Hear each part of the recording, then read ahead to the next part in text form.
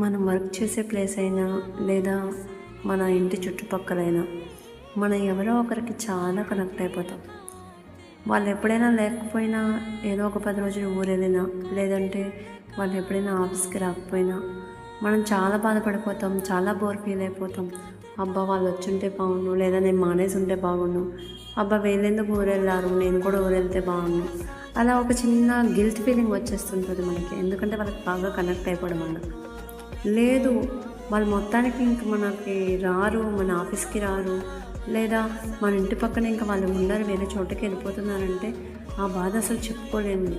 మనం మళ్ళీ నార్మల్ అవడానికి చాలా టైం పడుతుంది. మనం దాన్ని తీసుకోలేము. తర్వాత వచ్చే వాళ్ళు మనతో కలుస్తారో లేదో, లేదా తర్వాత మన చుట్టుపక్కల ఉండే వాళ్ళు ఎలాంటి గొడవలు పడతారో ఏమో, ఇలాంటి రకరకాల ఫీలింగ్స్ మనకి చాలా ఉంటాయి కదా.